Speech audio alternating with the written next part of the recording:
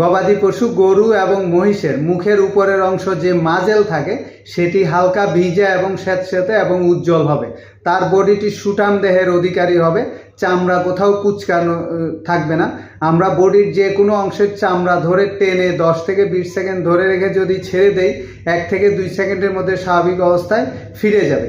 তার কানটি ঝুলে থাকবে না, কান এবং লেজ নাড়িয়ে সে কন্টিনিউ মশা এবং মাছি বসা মাত্রই তাড়ানোর চেষ্টা করবে।